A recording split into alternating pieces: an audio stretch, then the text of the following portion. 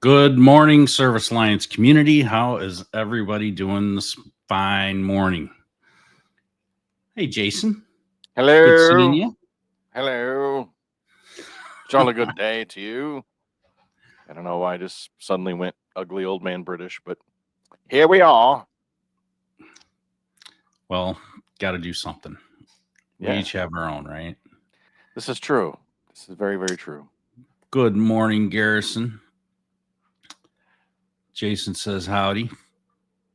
How diddly do. Morning, Jerry. And James, how you doing?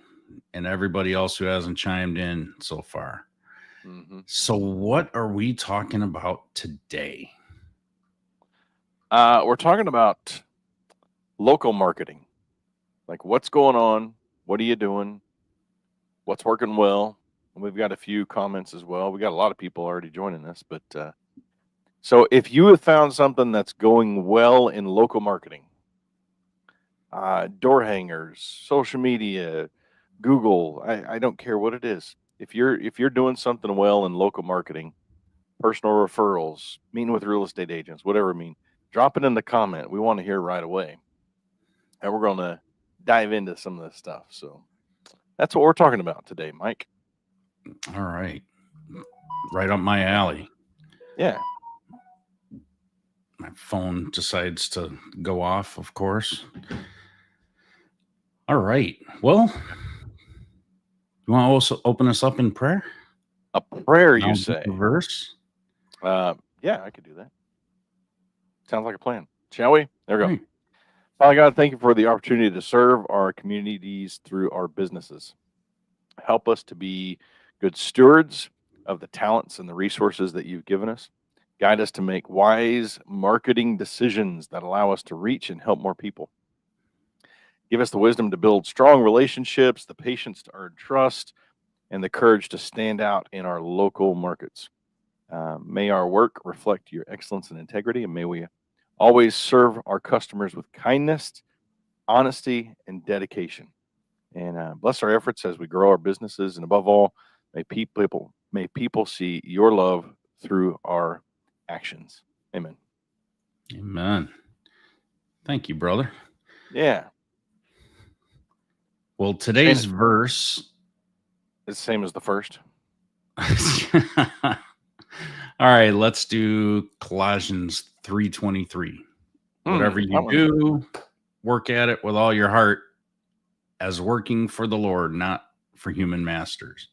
True. It's encouragement to put effort into growing your business with integrity. I think that's the most key point that you could ever do is do it with integrity. True. I agree. I With think there's a. I integrity, think you got nothing. there's a local roofing company here. It's called Integrity Roofing. I think this is the scripture they use actually. Um, I don't know. I gotta look at that now. Now you got me thinking. So Everybody needs a rock that they can hold steady to, right? right, yeah. Shane is not in here. So most women, they draw the eyebrows. They'd use the little pencil thing and to draw their eyebrows on. Any of you women out there watching, draw their eyebrows. I told Shana she drew her eyebrows too high. She seemed surprised. Nice. Uh, All Had to right, get one little zinger in there. that was a decent dad joke. Yeah, Better than better. most of them that we've got. Oh, let's see.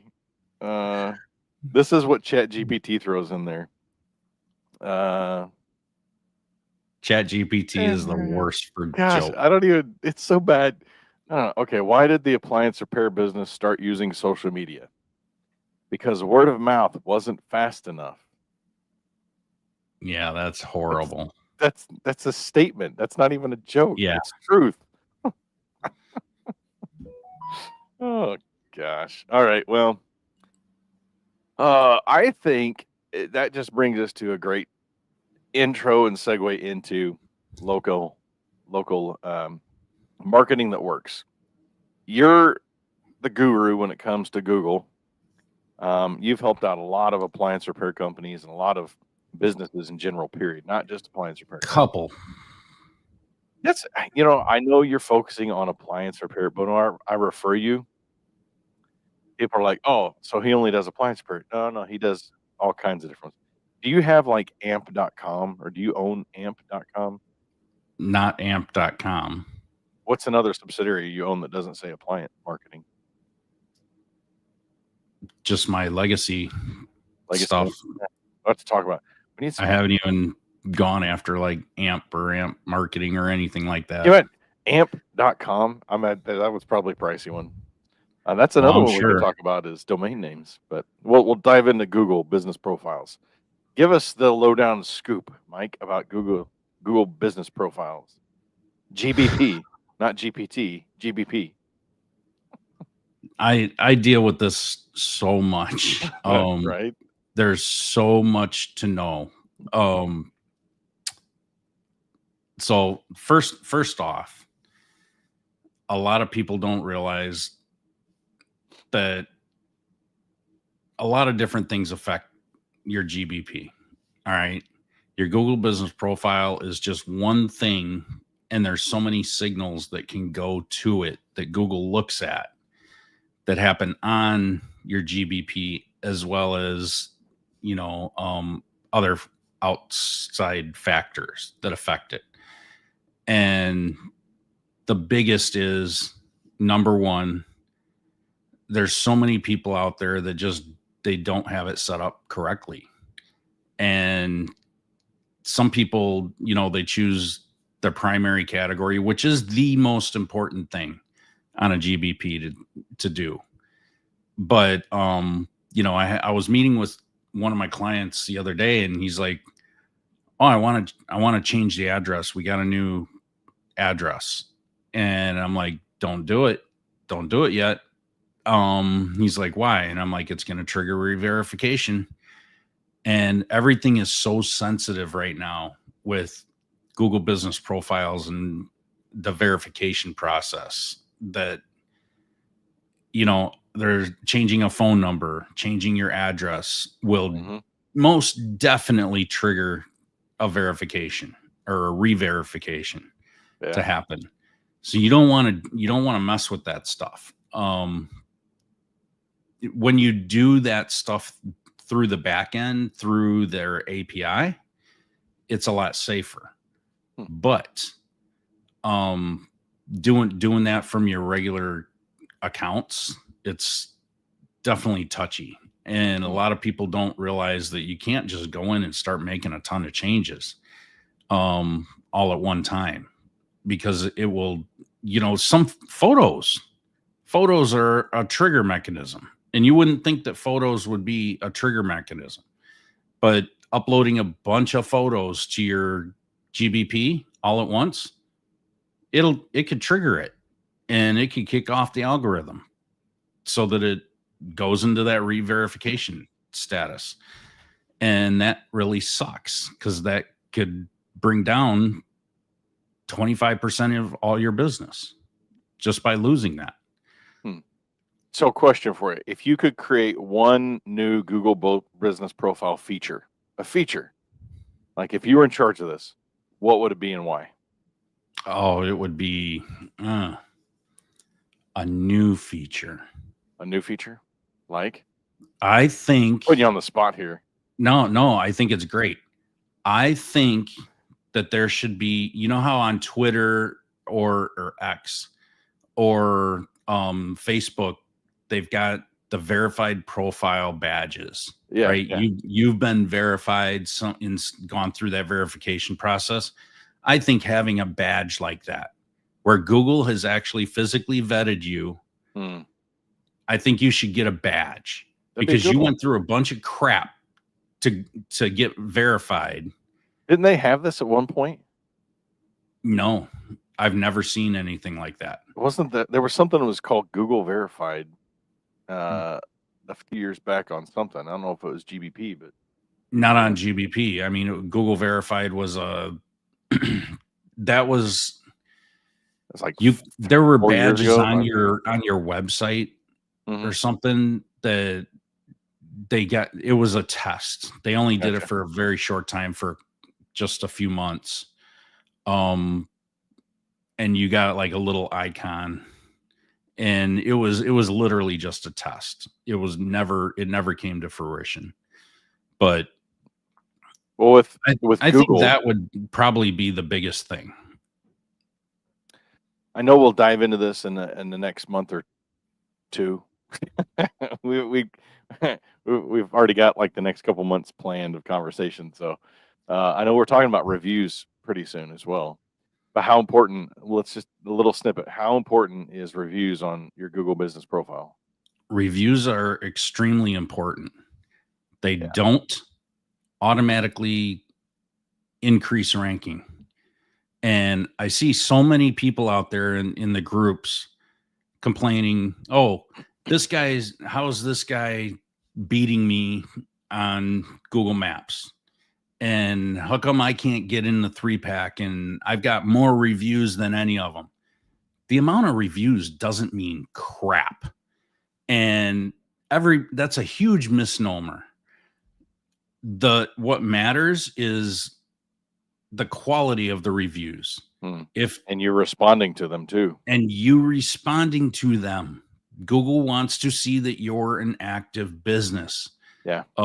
That's a signal to Google, and that's one of the many different things that goes into signaling your Google business profile as an active business owner, is responding to every single review. And then also the content of that review and the location of the reviews. And if they have a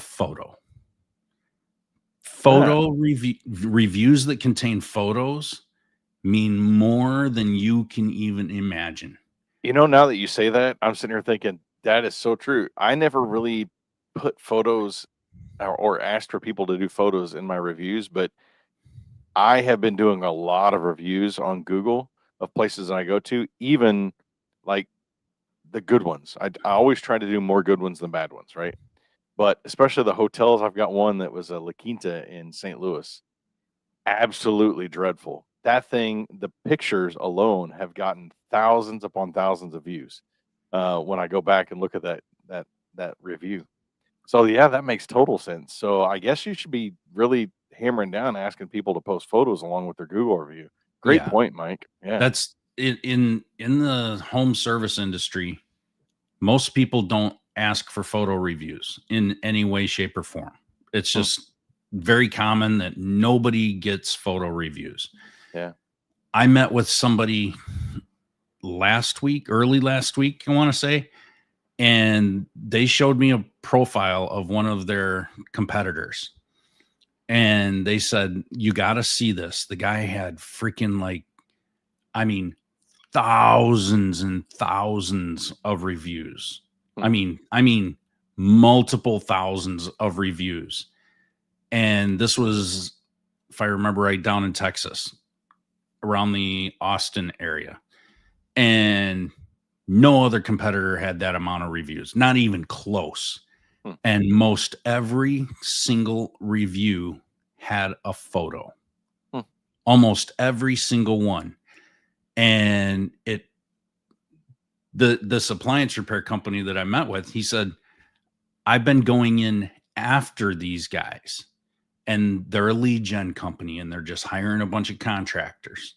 He says, now I'm going in and finding out, that they ghost their people after. They do a shoddy job, Yeah. nothing lasts, and he's the legit company going in after all these other idiots. And he says that he's being told that the customer is almost forced to take a photo or a selfie with the people and upload it, or a picture of them working on the machine. Hmm. And they're giving them discounts off their bill for Yeah. doing it in exchange for this. Hmm. And almost every single one is taking them up on it. And I'm like, wow, like Yeah. it's just so obviously fake. And probably most of those reviews that I went through, they looked fake, Mm. but it was the top listing. It was the Yeah. absolute top listing. And I was like, it has nothing to do with the amount of the reviews. It's the Yeah. quality of the review of what is included in that review that's Yeah. bumping them up. So don't shoot for And quantity, shoot for quality. yeah, and it was insane. I've proven time and time again, quantity doesn't matter. Yeah. I've ranked new profiles within a month that'll outrank somebody that's been around for years and with far less reviews. So Hmm. that doesn't matter. It's a holistic view of optimizing the whole thing that Well, really I matters. know Google reviews are important, but getting onto Facebook, social media, turning to social media, that's a great local, low cost advertising platform. Still, you got to find where your clients are at. It could still be X, Twitter, it could be Instagram, it could be TikTok. That's one thing that we found, that we're on all these different social media platforms and we go to different vendor shows, and we'll have one person walk up to us like, I want to come meet you. I see your TikToks and they're awesome. And I have another person come up and was like, yes, I love Twitter and I'm on Twitter and I follow you on Twitter. I don't know why I used that accent, but I did, because that reminds me of Twitter. Um, and then there's Facebook. Facebook is our biggest following, and so that's a huge aspect of advertising. Reviews on Facebook. I don't think reviews are as big as they used to be. I think when Facebook came out with it, and then for a little bit, do you recommend, right? The recommendation, do you recommend such and such? And I don't think it has as much weight to it. I'm going to Um, disagree with you. really? Yes. Okay. And since we're talking about social media and moving into this category, there's a reason that Google Business Profile now has that feature to connect all your social media accounts, Okay. because it will pull in reviews, and Google Business Profile will take into account reviews on other platforms. So behind the scenes, it Well, seems to no, be it important. will even show them publicly, Well, I know I suppose in certain publicly, but cases. it's more of a um, freaking brain fart, what word I'm looking for. But for me, when I'm perusing through businesses' sites on Facebook, I don't really look at the reviews much anymore on Facebook. It's Google, right? So Yeah, but if you're looking at them on Google, it will now show Facebook reviews. also your social media reviews on occasion. Not every Huh. time, but on occasion it'll say more. I forgot what the wording was. Yeah. But it'll say more from other things. I want to Yeah. address a quick question that James Yeah. Brody has. That's a good question. Can someone steal your Google Business Profile? Yes, absolutely. All they have to do is claim it and say that they're the business owner, and Google will email you as the creator of that profile, and you have a certain amount of time to respond to that request. And if you don't, it will automatically transfer everything over to that person that claimed it. Hmm. So things get stolen like that all the time. You, as the owner of that profile, need to do your due diligence and double check your emails every once in a while, because you're on a timeline to respond. So yes, that does happen all the time. I can tell you, with my clients who are on our AMP Rank SEO plan, that's one of the things that we do. We manage Google Business Profiles as part of our marketing package, and we have a feature in there that we lock it. So any suggested changes, someone wants to suggest different hours or a different phone number or URL or whatever it may be, and if you don't respond, Google will automatically change all that information. And we lock it so that any requests like that, change requests, they automatically get denied, Hmm. like right away. So we lock it through the API, and there's no way for anybody to do that. So it protects everything. And that's a really nice thing to do. That's a cool feature. I got a resource for you guys, since GBPs are such a huge part of anyone's business. If you go to appliancemarketingpros.com/GBP optimization checklist, you're going to get a resource. You're going to actually get an optimization checklist, and also included in that, we've got a re-verification process for everything that you need to go through if something like that were to ever happen. If you end up having some issues.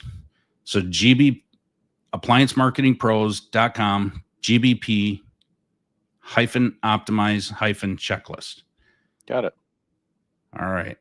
Very cool. Oh, and there's a nice little video of Mike right there. All right. Good stuff. Thanks for sharing, Can you Mike. put it in the chat too? Yeah. Link in the chat. Saul says, had that happen to one of my clients, he got his lawyer involved and got it handled. Yeah, that's about all you need to. It can take a long time to get your GBP back, because you have to reprove ownership of it, and it's a huge hassle. Yeah. And you can't just spin up another one, because then there's going to be a duplicate, and who wants to start over with all that anyway? I mean, you should own that asset. Let's give you some more local branding. I want to talk about vehicle branding and yard signs. I think this is a huge one. It can be low cost, but you don't necessarily want it to be low cost. You want to spend some money on your vehicle brand. Let me tell you, you don't want to just be the other white van syndrome running down the road. And EJ is finally learning this. EJ is finally learning this. So, back in 2004, 3, when Shane and I started taking over our electrical business, we had the white trucks with the small little Coal Electric logo that was a magnet that went on the van, And in 2007, we completely rebranded to Electrical Detectives, and that's when we got our first 3/4 wrap. We didn't go with the full wrap. I had a pickup truck that we did a 3/4 wrap. But then it was like we liked it so much, and we got so much local recognition that we started hearing people saying all the time, "I see your trucks everywhere." It was 1 3/4 wrapped vehicle. That was it. That we started doing the rest of them. And pretty soon, I mean, at one point, I had 5 or 6 trucks that were completely wrapped, and it was worth every penny. I will say that every time. Now, for us, it equated about 11% of our revenue came in from people calling and saying, "Hey, I saw your trucks, thought I would call." But oftentimes they would see the trucks and then they go to the phone book and look us up in the phone book because, couldn't remember the phone number or whatever. But so 11% of our total revenue, that's pretty good. I would take that all day long for a return on getting my vehicles wrapped. So yard signs is another one. When you go to a customer's house, and get good looking yard signs, don't get just the white ones with the lettering. It matched our vehicle wraps, so people saw the vehicles. They also saw a yard sign that looked very similar to the wraps. It had the background design and everything like the trucks. And we would put, every time we would do, we even had yard sign contests with customers. We would ask them, "Hey, if it's okay, when I'm done here, I'd like to put a yard sign out there and get you entered into our contest. Once a month, we have a drawing for a special prize." And more oftentimes than not, people would say yes. Sometimes they'd be like, "How long is it going to be there?" And as I mentioned a couple weeks ago, you always want to get ahead of that question and always ask, "How long would you like this to be in your yard? Week, 2 weeks, a month, a year?" Always ask and get ahead of that question, so you don't have that awkward. They're calling up and saying, "Hey, your guy left a yard sign here yesterday. He needs to come pick it up." Get ahead of it. Put it in the notes. Put it on the schedule for you to come back, pick it up. Or if you get them cheap enough, just tell them, "Hey, when time comes, just pitch it. Whenever you're ready to get out of your yard." But Yard signs, big, big, big opportunity right there. And it's not just that. You could put them in other people's yards. I had friends that I've never even done work for that I put out on social media. Hey, we're having a yard sign contest. Anybody, any of my friends care to let me put a yard sign in your yard, and I'll get you entered in the contest as well. Well, guess what that did? I put a little trigger that maybe they needed an electrician at their house. So it gave me another opportunity to get my foot in somebody else's door that I'd never been in. So I'm telling you, And vehicle you wraps never and yard know how signs. much that could affect, the neighborhood, everybody driving Exactly. by. Exactly. All their neighbors could need you, and they don't know. So having a good design, that's a big key. Don't just slap some crappy letters up on a white thing and stick it out there. So Yeah, no one's going to pay attention to that. But yeah, make it. I I want to make this statement. I've seen so many yard signs that they tried to make them look pretty, but it also makes them so hard to read. yeah, I mean, you need to really take time to design these things so that they're legible from the road. You're not just people aren't going to walk up to the front door to look at a yard sign in somebody's yard. You want it to be seen from the road, and easily read. I yep, think that's the key. So for that's the sure. hard part about designing it. All Yeah, right. ours had the background that matched the truck wrap, and at the very top in very bold red letters it said "Need an electrician?" question mark. Then it had our logo and a phone number and a website is what we had on ours. The phone number website was larger. I eventually ended up getting rid of the phone number and only put the website because the website was more important. So Yeah. If they have the website, they can get your phone number. yeah, So, all right. That's a good way to build relationships through community involvement without having to meet anybody in the community. yeah. If you're an introvert, there you go. So Well, what else? What else? Other ideas have you got? well, I was always big on referrals. So having some kind of a referral program, I don't. I need to put my. I had my one of my little packets. I need to put it back on my desk. It had everything that I would the tech. We call them tech packets. Everything that the technician would take and use at the customer's house, from our service guide all the way down to leave behinds like door hangers and such. But on the back of all of our business cards, I always had need $20, and um, it had a little verbiage on there about give this to a friend or relative, and once we complete work for them, we'll give them $20 discount, and we'll give you $20 for that referral, right? And that worked out well. We got a lot of people saying, "Yeah, such and such referred me." Oh, cool, good. So I'd be sure to send them $20, or I would call them, at least thank them, and say, "Hey, would you like $20 or discount for future work?" If I knew they were going to be doing some more work. So I know Heating and Air, they've been doing this for years, and some of them, man, they offer up to $100, $500 off a new system, for referring somebody. So depends on what you're willing to give away. For us, $20 was an easy $20. I'd take that off a diagnostic, off a dispatch, doesn't matter. If you're willing to refer me to one of your friends or relatives, yeah, I'm going to give you $20, and take that off. So, Did you so that, ever do anything with direct mail? so yes, we did. I didn't for me, I didn't see a huge return on it. We had boy, we uh one of the business organizations we were part of had even a program. Gosh, I wish I could remember what it was called, but basically we picked a neighborhood, and the point of over a year we would send them out a letter once a month for the entire year. So 12 letters. So you can go buy, like, you put in the zip code or you put in the radius. I forgot what the website was we used back then, but you would put in the radius and you would buy all of the addresses for homeowners. You could pick and choose homeowners, or, if you go for renters, whatever.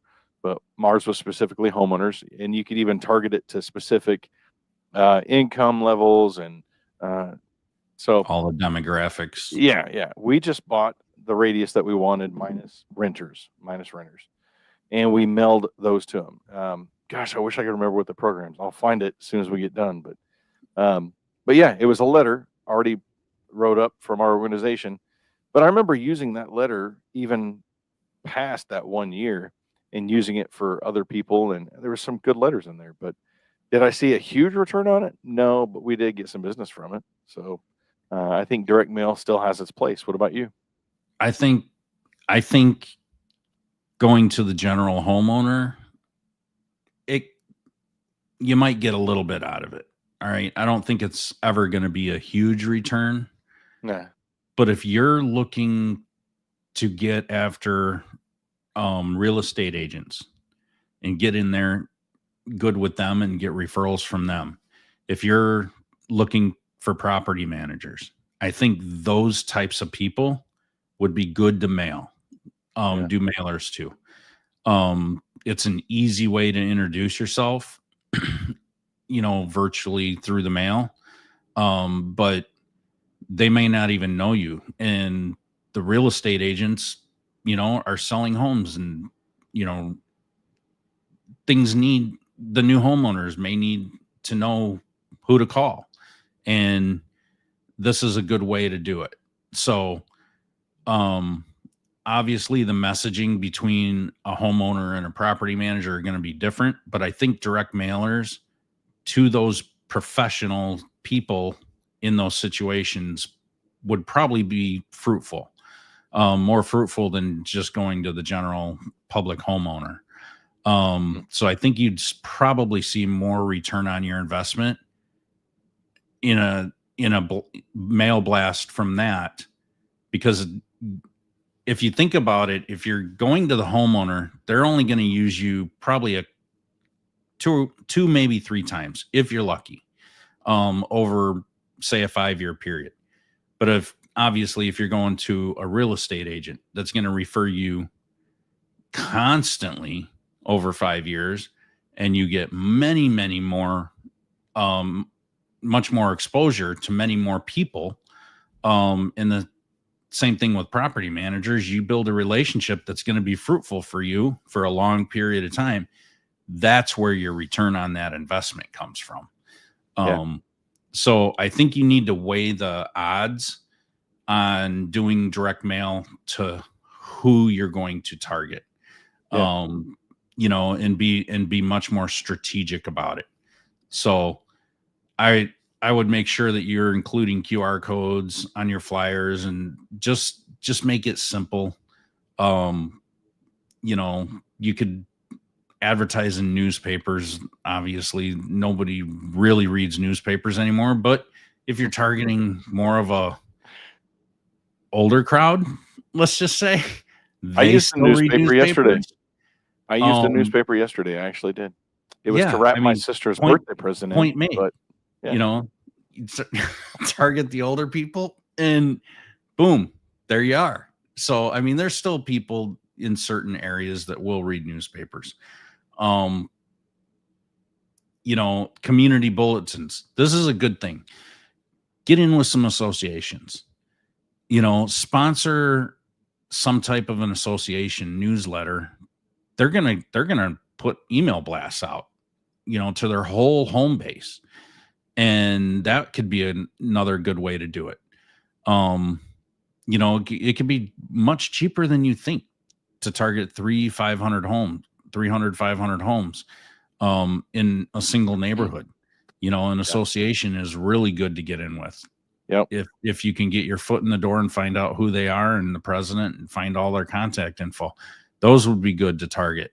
yeah, I wouldn't send them direct mailers, but just contact them through email or phone. yeah. We had a local one that, man, for years I took care of their lights, their street lights. So it's a retirement community, a lot of um, duplex houses, and it was a super easy like neighborhood to work with. But once you got in, it was like I became the electrician for that neighborhood, and everybody was like, I got used a lot. I would work on the light poles, and people would see the trucks, and they'd stop by and say, "Hey, I need some help with this." Okay, yeah. As soon as I get done with this, I'll head over there and we'll talk about that. And so that one right there, I'm telling you, getting into a community like that, they put out a newsletter once a quarter. I got to put something in the newsletter, put a little discount in there. So word of mouth on that spread like wildfire. Right. So it was good. Saul's got a good point about participating in community events is also a good way for the company to get recognized. 100%. Definitely. 100%. Well, we don't want to go too far because I know we're talking about that one in the future here. Yeah. All right. I know. So next week, I know we're talking a little bit more about word of mouth 2.0. Yeah. We're going to be talking about how to leverage those referrals and reviews without breaking the bank. That's one of our discussion points next week. So going deeper for sure. Yeah. Well, that's pretty good our last discussion point. today. Yeah.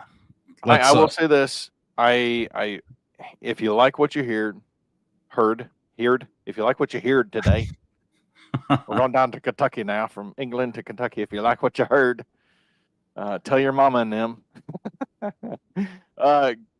Pay the fee. Click like, share, subscribe to Appliance Marketing Pro, Service Alliance Group, My Office Help. You see on my picture here, I put a new thing, /mom. Check out myofficehelp.com/mom. That's all I'm going to say. It'll change your life. We got a lot of guys and gals in the appliance world that's utilizing mom now. So let mom handle it. That's all I got to say about that. Check it out. We got a dad joke. Oh, we got that joke? Uh-oh. How do you follow Will Smith in the snow? You follow his Fresh Prince. Fresh Prince. All right. Yeah. Well, we'll just end it on that bad dad joke. All right. Have a great day, everybody, and we'll see you next week. Toodles.